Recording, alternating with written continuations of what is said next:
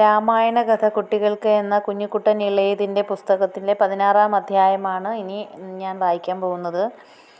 രാമായണം പാരായണം ചെയ്യുന്നവർക്ക് ഈ കഥ കേട്ടിട്ട് പാരായണം ചെയ്യുമ്പോൾ കുറച്ചുകൂടെ എളുപ്പമാകും എന്നതുകൊണ്ടാണ് ഇപ്പോൾ ഈ കഥ വായിക്കുന്നത്. എല്ലാവരും കേൾക്കും എന്ന് പ്രതീക്ഷിക്കുന്നു. കുട്ടികളെത്തി. മുത്തച്ഛൻ കഥ പറയാൻ ആരംഭിച്ചു.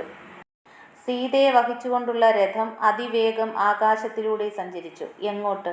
ലങ്കയിലേക്ക്. പാവം സീത അതിനുള്ളിൽ ദുഃഖിച്ച് പുറത്തേക്ക് നോക്കിയിരുന്നു. പെട്ടെന്ന് രഥം മലമുകളിലെത്തിയപ്പോൾ 5 വാനരന്മാർ ഇരിക്കുന്നത് സീത കണ്ടു. ആരുമാകട്ടെ ദേവി ഉത്തരീയത്തിൽ തൻ്റെ ആഭരണങ്ങൾ പൊതിഞ്ഞു കെട്ടി താഴേക്കിട്ടു. രാമന് കാര്യമറിയാൻ ആ പൊതി ഉപകരിക്കട്ടെ എന്നാശിച്ചു. രാവണൻ കടൽ കടന്ന് ലങ്കയിലെത്തി. സീതയെ തൻ്റെ അന്തഃപുരത്തിലെ ഏകാന്തമായ അശോകവനത്തിലിരുത്തി. ചുറ്റും പരിചരിക്കാൻ രാക്ഷസിമാരും. സീത രാമനാമം ജപിച്ച് രാക്ഷസിമാരുടെ നടുവിലിരുന്നു. സ്ത്രീക്ക് സഹിക്കാൻ കഴിയാത്ത വലിയ ദുഃഖം ഭർത്താവിൻ്റെ വേർപാടാണ്. ആ ദുഃഖം സഹിച്ചുകൊണ്ട് ഇരിക്കുന്നിടമോ ദുഷ്ടരാക്ഷസന്മാരുടെ സങ്കേതവും. സീതയുടെ സ്ഥിതി വളരെ ദയനീയം തന്നെ. മാരീചനെ കൊന്ന ശേഷം രാമൻ ആശ്രമത്തിലേക്ക് മടങ്ങാൻ ഒരുങ്ങുമ്പോഴാണ് ലക്ഷ്മണന്റെ വരവ്. സീതയുടെ സംരക്ഷണ ചുമതല താൻ ലക്ഷ്മണനെ ഏൽപ്പിച്ചിട്ടാണ് പോന്നത്. എന്നിട്ട് ഒരു ഉത്തരവാദിത്വവും ഇല്ലാതെയുള്ള ഈ വരവിൻ്റെ അർത്ഥം എന്താണ്? അവിടെ വല്ല ആപത്തും ഉണ്ടായോ? സീതയെ രാക്ഷസന്മാർ തട്ടിക്കൊണ്ടുപോയോ? തിന്നോ? ശ്രീരാമന് സംശയങ്ങൾ വർദ്ധിക്കുകയാണ്. ലക്ഷ്മണൻ സീതയെ വിട്ട് പോരാനുള്ള കാരണം വിശദീകരിച്ചു. പക്ഷെ അതിൻ്റെ തെറ്റും ശരി കാണാനുള്ള മാനസികാവസ്ഥയല്ലായിരുന്നു രാമൻ്റേത്. ആശ്രമത്തിലെത്തിയപ്പോൾ സംശയങ്ങൾ സ്ഥിരപ്പെട്ടു. സീതയെ കാണാനില്ല. അന്വേഷിച്ചു നടന്നു. എങ്ങുമില്ല. വനദേവതമാരോട് ചോദിച്ചു. സീതയെ കണ്ടോ? ഇല്ല, അവർ കണ്ടിട്ടില്ല. മൃഗങ്ങളോടും വൃക്ഷലതാദികളോടും പക്ഷികളോടും സീതയെ കാട്ടിത്തരാൻ ആവശ്യപ്പെട്ടു. അവരും കണ്ടിട്ടില്ല. എല്ലാം അറിയുന്ന രാമന് സീതയെ കാണാൻ കഴിയുന്നില്ല. ഭ്രാന്തനെ പോലെ രാമൻ വനത്തിലൂടെ അലഞ്ഞു നടന്നു. ലക്ഷ്മണൻ പിന്നാലെ നടന്ന് സാന്ത്വന വാക്കുകൾ പറഞ്ഞ് സമാധാനിപ്പിച്ചു. പക്ഷേ ഒരു ഫലവുമില്ല. രാമൻ മായയാൽ മൂടപ്പെട്ടിരിക്കുന്നു. ഒന്നും സഹിക്കാൻ വയ്യാത്ത അവസ്ഥ. വനത്തിൽ ഓടി നടന്ന് തേടി അലഞ്ഞ് തളർന്നു. അതാ അങ്ങ് ദൂരെ ഒരു തേര് തകർന്നു കിടക്കുന്നു. ഒരേറ്റുമുട്ടൽ നടന്നതിൻ്റെ തെളിവുകളുമുണ്ട്. അടുത്തു ചെന്ന് ബോധ്യപ്പെട്ടു. ആരോ സീതയെ രഥത്തിൽ വന്ന് തട്ടിക്കൊണ്ടുപോകാൻ ശ്രമിച്ചിരിക്കണം. ആ രഥം തകർത്ത് മറ്റൊരുവൻ അവളെ കൂട്ടിക്കൊണ്ടുപോയിട്ടുണ്ട്. തീർച്ച. ശ്രീരാമൻ തൻ്റെ നിഗമനം ലക്ഷ്മണനോട് പറഞ്ഞു. ചുറ്റും നടന്നു നോക്കി. മല പോലെ ഒരു സത്വം കിടക്കുന്നു. ആ വലിയ ശരീരം ചോരയിൽ കുളിച്ചാണ് കിടപ്പ്.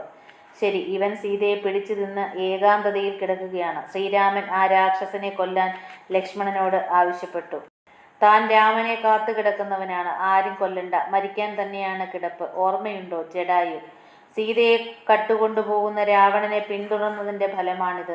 രാവണനോട് യുദ്ധം ചെയ്തു. രാവണന്റെ വെട്ടേറ്റ് നിലംപതിച്ചു. ഈ സത്യം അറിയിക്കാൻ കിടക്കുകയാണ്. ഇനി മരിക്കാൻ അനുവദിക്കൂ. ജടായുവിൻ്റെ വാക്കുകൾ കേട്ടപ്പോൾ ശ്രീരാമന്റെ തെറ്റിദ്ധാരണകൾ മാറി. ജടായുവിനെ ആശ്വസിപ്പിച്ചു. താൻ ചെയ്യേണ്ട കടമ നിറവേറ്റിയ ഉത്തമ ബന്ധുവാണ് ജടായു. ജടായു ഇല്ലായിരുന്നുവെങ്കിൽ സീതയെ രാവണൻ കട്ടുകൊണ്ടുപോയ വിവരം ഇത്ര പെട്ടെന്ന് അറിയാൻ കഴിയില്ലായിരുന്നു. ശ്രീരാമൻ ജടായുവിൻ്റെ മുറിവേറ്റ ശരീരം തടവി. പരമാനന്ദത്തിൻ്റെ പാരമ്യത്തിൽ ജടായു പ്രാണൻ വെടിഞ്ഞു. ലക്ഷ്മണൻ വിറക് ശേഖരിച്ചു ചിത ഒരുക്കി ജടായുവിനെ ദഹിപ്പിച്ചു. പക്ഷിരാജാവിൻ്റെ അന്ത്യകർമ്മങ്ങൾ ചെയ്യണം. രാമലക്ഷ്മണന്മാർ തന്നെയാണ് അതിനർഹർ. ജന്മം കൊണ്ട് അകൽച്ചയുണ്ട് പക്ഷിയും മനുഷ്യനും. പക്ഷേ കർമ്മബന്ധം 2 കൂട്ടരെയും അടുപ്പിച്ചിരിക്കുന്നു. ഒരു മാനിനെ കൊന്ന് അതിൻ്റെ മാംസം ആ പുൽത്തകിടിയിൽ വിതറി. എല്ലാ പക്ഷികളും അത് തിന്നട്ടെ. പക്ഷിരാജാവിൻ്റെ ആത്മാവിന് തൃപ്തിയുണ്ടാവട്ടെ. അന്ത്യകർമ്മങ്ങൾ ചെയ്ത ശേഷം രാമലക്ഷ്മണന്മാർ സീതാന്വേഷണത്തിന് പുറപ്പെട്ടു. മറ്റൊരു വനത്തിലേക്ക് കടന്നു. അവിടെ അത്ഭുതകരമായ ഒരു രാക്ഷസൻ കിടക്കുന്നു. വിചിത്ര രൂപം. നെഞ്ചിൽ തന്നെയാണ് വലിയ തല. കണ്ണില്ല, കാതില്ല, കാലില്ല. അംഗങ്ങൾ ഒന്നും ഇല്ലെന്ന് തന്നെ പറയാം. കൈകളുണ്ട്. അവ വളരെ നീണ്ടതാണ്. ഒരു നാട് മുഴുവൻ എത്തിപ്പിടിക്കാൻ കഴിയുന്ന നീളമുണ്ടവയ്ക്ക്. സകല ജീവികളെയും എത്തിപ്പിടിച്ച് കൊന്നു തിന്നും. അവൻ്റെ കയ്യിൽ അകപ്പെട്ടു പോയാൽ ചത്തത് തന്നെ. ചുറ്റി നടക്കുന്നതിനിടയിൽ രാമലക്ഷ്മണന്മാർ ആ കൈകൾക്ക് അകത്തായി. അപ്പോഴാണ് ആ ഭീകര സത്വത്തെ വ്യക്തമായി കാണുന്നത്. അവനാണ് കബന്ധൻ. ഉടനെ അവനെ കൊന്നില്ലെങ്കിൽ അവർ അവൻ്റെ വായിൽ അകപ്പെടും. രണ്ടുപേരെയും കൂട്ടിപ്പിടിച്ച് അവൻ തിന്നാൻ വായോടടുപ്പിച്ചു. രാമൻ വലത് കൈ വെട്ടി. ലക്ഷ്മണൻ ഇടത് കൈയും. കയ്യേറ്റുപോയപ്പോഴാണ് കബന്ധൻ അറിയുന്നത് തന്നെ. കബന്ധൻ്റെ ഓർമ്മകൾ പുറകോട്ടോടി. താൻ ശപിക്കപ്പെട്ട കഥ.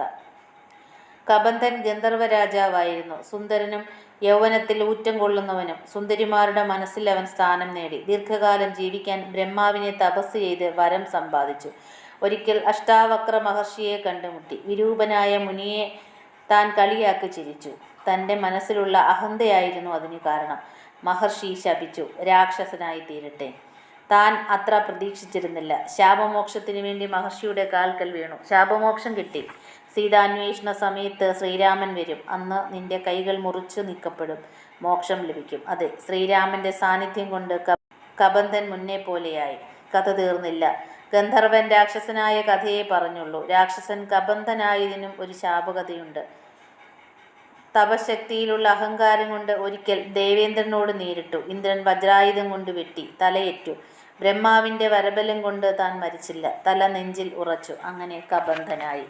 ജീവിക്കാൻ വേണ്ടി ഇന്ദ്രൻ തന്ന കൈകൾ കൊണ്ട് കയ്യിൽ കെട്ടിയവയൊക്കെ പിടിച്ചു തിന്ന് ജീവിച്ചു. കബന്ധന് ശാപമോക്ഷം ലഭിച്ചു. ആ ജഡത്തിൽ നിന്ന് പഴയ സുന്ദരനായ ഗന്ധർവൻ ഉയർന്നു പൊങ്ങി ശ്രീരാമനെ സ്തുതിച്ചു. ശ്രീരാമനും ലക്ഷ്മണനും വീണ്ടും യാത്ര തുടങ്ങി. അങ്ങനെ അവർ മാതംഗാശ്രമത്തിൽ പ്രവേശിച്ചു. അവിടെ മഹർഷിയുടെ ശിഷ്യയായ ശബരി ശ്രീരാമൻ്റെ വരവും കാത്തിരിപ്പുണ്ടായിരുന്നു. ശബരിയുടെ ഗുരുക്കന്മാർ സീതാന്വേഷണ സമയത്ത് ശ്രീരാമൻ വരുമെന്നും അന്ന് ശബരിക്ക് മോക്ഷം ലഭിക്കുമെന്നും പറഞ്ഞിരുന്നു. താഴ്ന്ന ജാതിക്കാരിയെയും സേവിക്കാൻ മാത്രം അറിയുന്നവളുമായ ശബരിയുടെ ഭക്തി കണ്ട് ശ്രീരാമൻ സന്തോഷിച്ചു. അവൾ നൽകിയ ദിവ്യഫലങ്ങളും പൂജയും സ്വീകരിച്ചു. ഇതിൽ പരം സന്തോഷിക്കാൻ മറ്റൊന്നുണ്ട്. ശ്രീരാമൻ അവളെ അനുഗ്രഹിച്ചു. ശബരി ഹോമാഗ്നിയിൽ ജീവിതം അർപ്പിച്ചു. മുക്തി നേടി. അതിനുശേഷം ശബരിയുടെ ആഗ്രഹപ്രകാരം സുഗ്രീവനുമായി സഖ്യം ചെയ്യാൻ ഋഷ്യമൂകാചലം എന്ന മലയിലേക്ക് യാത്ര തിരിച്ചു. അവിടെ സുഗ്രീവൻ ബാലിയെ പേടിച്ച് 4 മന്ത്രിമാരോടൊപ്പം കഴിയുകയാണ്. ഇനി കഥ നാളെ. മുത്തച്ഛൻ കഥ നിർത്തി. 17-ാം അധ്യായം. കുട്ടികളെല്ലാം ഊണ് കഴിഞ്ഞെത്തിയപ്പോൾ മുത്തച്ഛൻ പിന്നെ താമസിച്ചില്ല. കഥ പറയാൻ തുടങ്ങി. രാമലക്ഷ്മണന്മാർ സീതയെ തേടി നടന്ന് വലഞ്ഞു.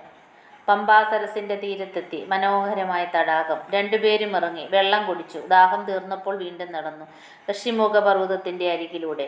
സുഗ്രീവൻ വാനരന്മാരോടൊപ്പം മലമുകളിൽ ഇരുന്ന് താഴോട്ട് നോക്കിയപ്പോൾ രാമലക്ഷ്മണന്മാരെ കണ്ടു. പരിചയമില്ലാത്ത അവർ ആരാണ്? കൂടെ ഉള്ളവരോട് തിരക്കി. ആർക്കും അറിഞ്ഞുകൂടാ.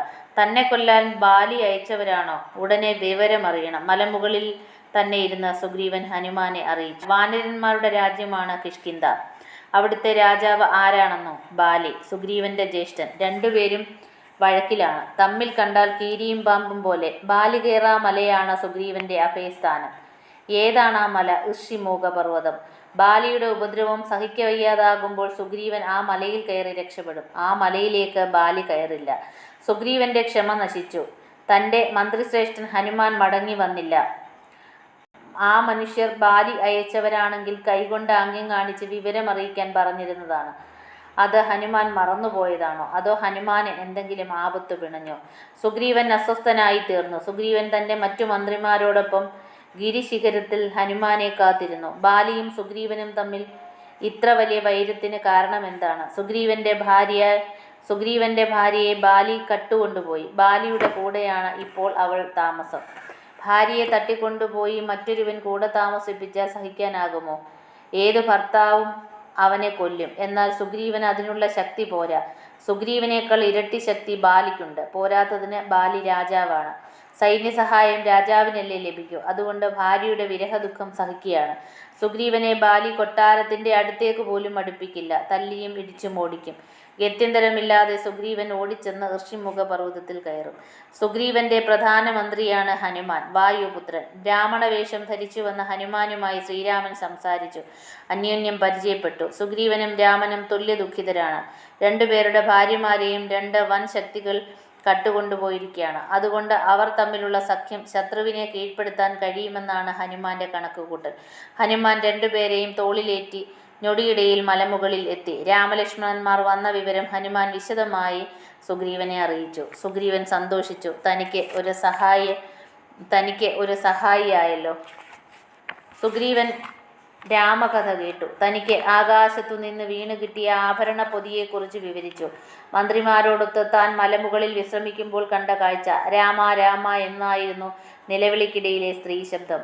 ഉത്തരീയത്തിൽ പൊതിഞ്ഞുകെട്ടിയ ആഭരണങ്ങൾ ഗുഹയിൽ സൂക്ഷിച്ചിട്ടുണ്ട്. അവ പരിശോധിച്ചാൽ അത് സീതയുടേതാണോ എന്ന് അറിയാം. ശ്രീരാമൻ ഉടൻ തന്നെ ആഭരണങ്ങൾ കാണുവാനുള്ള ആകാംക്ഷ പ്രകടിപ്പിച്ചു. അതെ, ആഭരണങ്ങൾ സീതയുടേത് തന്നെ. ആകാശമാർഗത്തിൽ കൂടി അപഹരിച്ചു കൊണ്ടുപോകപ്പെട്ട സ്ത്രീ സീത തന്നെ. രാമന് സഹിക്കാൻ കഴിയുന്നില്ല. സീതയെ വിളിച്ച് ഭ്രാന്തനെ പോലെ നിലവിളിച്ചു. സുഗ്രീവൻ രാമനെ സമാധാനിപ്പിച്ചു. രാവണനെ യുദ്ധത്തിൽ തോൽപ്പിച്ച് സീതയെ താൻ കൊണ്ടുവന്നുകൊള്ളാം. അഗ്നിസാക്ഷിയായി സുഗ്രീവൻ പ്രതിജ്ഞയെടുത്തു. സുഗ്രീവന്റെ ഭക്തിയും സ്നേഹവും കണ്ട് രാമൻ സന്തോഷിച്ചു. സുഗ്രീവൻ തൻ്റെ കഥ രാമനോട് പറഞ്ഞു. ഒരിക്കൽ മായാവി എന്ന രാക്ഷസൻ കിഷ്കിന്ധയിലെത്തി. മയന്റെ മകനാണ് മായാവി. അവൻ വീരശൂരപരാക്രമിയാണ്. ശക്തനായ ബാലിയെ തോൽപ്പിച്ചാൽ താൻ അതിശക്തനാണെന്ന് വരുമല്ലോ. സിംഹത്തെപ്പോലെ ഗർജിച്ചുകൊണ്ട് ബാലിയെ മായാവി യുദ്ധത്തിന് വിളിച്ചു. പോർവിളി കേട്ട് ബാലി അടുത്തു വന്നു. ഭയങ്കരമായ മുഷ്ടിയുദ്ധം നടന്നു. ആയുധങ്ങളില്ലാത്ത യുദ്ധം. കൈകൊണ്ടുള്ള പ്രഹരം തന്നെ പ്രധാനം. ഇടികൊണ്ട് മായാവി വലഞ്ഞു. ഓട്ടം തന്നെ ഓട്ടം. സുഗ്രീവനും ബാലിയും പിന്നാലെ. ഭയപ്പെട്ട മായാവി ഒരു ഗുഹയിൽ കടന്നു. ബാലി കൂടെയും. സുഗ്രീവൻ ബാലിയുടെ ആജ്ഞ അനുസരിച്ച് പുറത്തു കാവൽ നിന്നു. മാസങ്ങൾ കഴിഞ്ഞു. ബാലിയെ പുറത്തു കാണുന്നില്ല. അങ്ങനെയിരിക്കെ ഒരു ദിവസം ഗുഹാമുഖത്തേക്ക് ചോര ഒഴുകി വരുന്നതാണ് സുഗ്രീവൻ കണ്ടത്. ബാലിക്ക് ആപത്ത് പറ്റിയിട്ടുണ്ട്. ബാലി മരിച്ചു കാണും. സുഗ്രീവൻ കരുതി. മായാവി രക്ഷപ്പെടാതിരിക്കട്ടെ. ഗുഹാമുഖം ഒരു വലിയ പാറ കൊണ്ടടച്ചു. ദുഃഖത്തോടെ സുഗ്രീവൻ മടങ്ങി. ഗുഹയിൽ വെച്ച് ബാലി മരിച്ചെന്ന വാർത്ത പരന്നു. ജ്യേഷ്ഠൻ മരിച്ച ദുഃഖത്തിൽ സുഗ്രീവൻ ദിവസങ്ങൾ കഴിച്ചു. രാജ്യം അനാഥമാകരുതല്ലോ. വാനര മന്ത്രിമാരും മറ്റും തന്നെ നിർബന്ധിച്ചു. താൻ രാജാവായി നാടുവാണു. മായാവിയുടെ മായാവിദ്യയാലാണ് ഗുഹയിൽ നിന്ന് ചോര ഒഴുകി വന്നത്. മായാവിയെ ബാലി വധിക്കുമെന്ന് ഉറപ്പായപ്പോൾ മായാവി മറ്റുള്ളവരെ തെറ്റിദ്ധരിപ്പിക്കാൻ പ്രയോഗിച്ച സൂത്രമാണ്. പാവം സുഗ്രീവൻ അത് വിശ്വസിച്ചു. കുറെ കാലം നാടുവാണു. കുറെ കാലം കഴിഞ്ഞ് ഒരു ദിവസം മായാവിയെ കൊന്ന ബാലി മടങ്ങി വന്നു. പക്ഷെ ഗുഹ അടച്ചു വെച്ചത് താൻ വീണ്ടും മടങ്ങി വരാതിരിക്കാൻ സുഗ്രീവൻ ചെയ്തതാണെന്ന് തെറ്റിദ്ധരിച്ചു. ചോര ഒഴുകി വന്ന കഥയൊന്നും ബാലിക്ക് അറിഞ്ഞുകൂടല്ലോ. അനുജനോട് വെറുപ്പും വൈരാഗ്യവും വർദ്ധിച്ചു. തരം കിട്ടുമ്പോഴെല്ലാം തന്നെ കൊല്ലാൻ കാത്തിരിക്കുകയാണ്. സുഗ്രീവൻ ബാലിയെ പേടിച്ച് ഋഷിമൂക പർവ്വതത്തിൽ പാർത്തു. ഈ മലയിൽ ബാലി കയറില്ല. ചവിട്ടിയാൽ തല പൊട്ടിത്തെറിക്കുമത്രേ. മാതംഗ മഹർഷിയുടെ ശാപമാണ്. ഭാര്യയെ വിളിക്കാനോ കൊണ്ടുവരാനോ ബാലി അനുവദിക്കില്ല. സുഗ്രീവൻ വിഭാര്യനായി കഴിയുന്നു. സുഗ്രീവന്റെ നിസ്സഹായാവസ്ഥ കണ്ട് ശ്രീരാമൻ പ്രതിജ്ഞ ചെയ്തു. സുഗ്രീവന്റെ ഭാര്യയെ തട്ടിയെടുത്ത ബാലിയെ ജയിക്കാൻ താൻ സുഗ്രീവനെ സഹായിക്കും. സുഗ്രീവനെ രാജാവാക്കും. ശ്രീരാമന്റെ ശപഥം കേട്ട സുഗ്രീവൻ സന്തോഷിച്ചു. പക്ഷേ ബാലിയെ വധിക്കാൻ എളുപ്പമല്ല. ദേവന്മാരിൽ പോലും എതിർക്കാൻ ഭയപ്പെടുന്നവനാണ് ബാലി. ബാലിയുടെ കരുത്ത് തെളിയിച്ച ഒരവസരം സുഗ്രീവൻ ഓർത്തു. ദുന്ദുഭി എന്ന അസുരൻ ഭീമാകാരനും മഹാശക്തനുമാണ്. ദുന്ദുഭിക്ക് ബാലിയെ തോൽപ്പിക്കണം എന്നൊരാഗ്രഹം. അവൻ പോത്തിന്റെ രൂപത്തിൽ കിഷ്കിന്ധയിലെത്തി ബാലിയെ പോരിന് വിളിച്ചു. പോത്തിന്റെ അഹംഭാവം കണ്ട് കോപിച്ച് ബാലി അട്ടഹസിച്ചു കൊണ്ടുവന്നു. പോത്തിനെ 2 കൊമ്പും പിടിച്ച് നിലത്തടിച്ചു. അവന്റെ കൂറ്റൻ തല 2 കൈകളാൽ ചുഴറ്റിപ്പറിച്ച് തറയിലെറിഞ്ഞു. ആ തല അങ്ങ് മാതംഗാശ്രമത്തിനരികെ ചെന്നു വീണു. അതിൽ നിന്ന് ആശ്രമത്തിലേക്ക് ഒഴുകി വരുന്ന ചോര കണ്ട് മാതംഗ മഹർഷി കോപിച്ചു. ബാലിയെ ശപിച്ചു. മേലിൽ തൻ്റെ ഗിരിയിൽ കാലുകുത്തിയാൽ തല പൊട്ടിത്തെറിച്ച് ചാകും. ആ ശാപം മൂലം സുഗ്രീവന് ഇപ്പോൾ ബാലിയെ ഭയപ്പെടാതെ സ്വൈര്യമായി ഋഷിമൂക പർവ്വതത്തിൽ താമസിക്കാറായി. ദുന്ദുഭിയുടെ തല ഒരു വലിയ പർവ്വതം പോലെ അവിടെ കിടക്കുന്നത് സുഗ്രീവൻ രാമന് കാട്ടിക്കൊടുത്തു.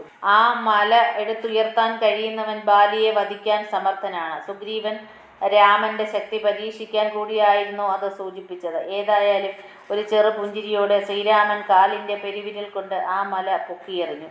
10 യോജന ദൂരെ അത് ചെന്നു വീണു. എന്തൊരത്ഭുതം! എല്ലാവരും സന്തോഷിച്ചു. ശ്രീരാമന്റെ അത്ഭുത പ്രഭാവം കണ്ടപ്പോൾ സുഗ്രീവന് മറ്റൊരു പരീക്ഷണം കൂടി നടത്തണമെന്ന് മോഹമുണ്ടായി. എന്താണെന്നോ? കോപമടക്കാൻ ബാലി പിടിച്ചു കുലുക്കുന്ന ബലിഷ്ഠങ്ങളായ 7 പനകളുണ്ട്. ഈ 7 പനകളിലും ഒരമ്പെയ്ത് ഒരുപോലെ ദ്വാരമുണ്ടാക്കി അവ ഭേദിക്കണം. ശ്രീരാമൻ അതും പ്രവർത്തിച്ച് സുഗ്രീവനെ ബോധ്യപ്പെടുത്തി. എല്ലാവരും ശ്രീരാമനെ പുകഴ്ത്തി. ശ്രീരാമൻ അമാനുഷികനാണ്.